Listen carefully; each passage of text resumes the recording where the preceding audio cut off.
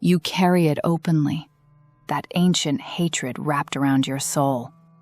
Kingdoms change, heroes are reborn, princesses inherit sacred blood, and still you return.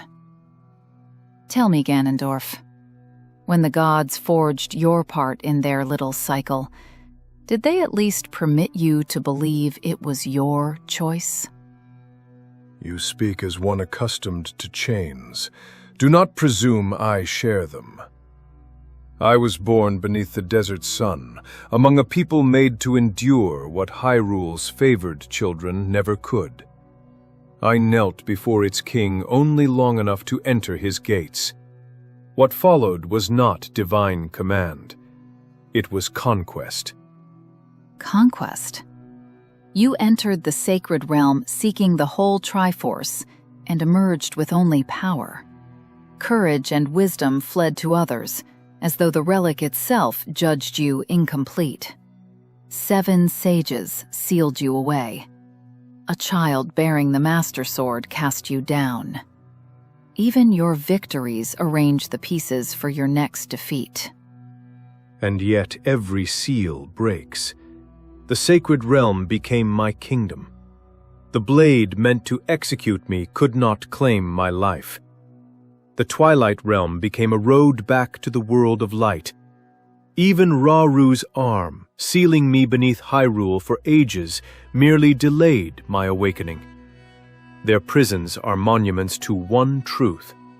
The gods chosen require an age of preparation merely to contain me. Containment is not freedom. Nor is immortality, it seems. The brothers denied me the one law they granted every living creature. They called it a lesson. When humanity rose against them, they answered defiance with annihilation and abandoned Remnant to its ruins. Then the God of Light returned my beloved, not as mercy, but as another instrument. One soul condemned to inhabit life after life in service of their design. Ozma. Ozma. Ozpin. Every frightened host who followed. Different faces. The same obedience. He built academies, concealed the relics, and trained generations to die for a judgment imposed by absent gods. He mistakes endurance for righteousness. As do you. You gather Grimm, divide kingdoms, and pursue 4 divine trinkets because the gods still command the borders of your imagination. Every scheme begins with what they did to you. Every triumph is measured against them. You have ruled for ages, yet remain the prisoner in the tower. Be careful, Demon King. I escaped my tower. You have spent eternity rebuilding yours. I have built empires. You have inherited ruins. A flooded Hyrule beyond your grasp. A twilight throne occupied through a puppet. A castle raised over your body to keep you buried. Each age gives you another kingdom to covet, another Zelda to oppose, another hero to make necessary.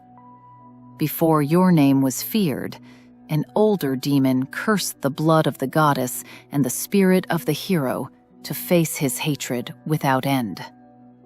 Perhaps you are not the bearer of that curse.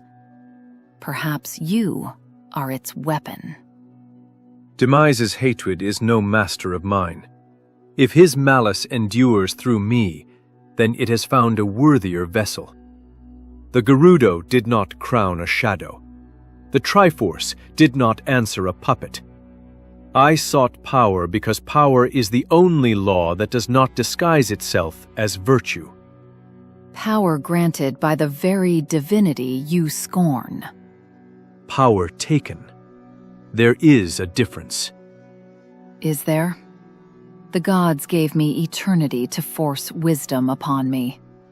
They gave you power and watched it deepen every hunger that ensured your fall. A punishment need not feel like pain. Sometimes it feels like destiny.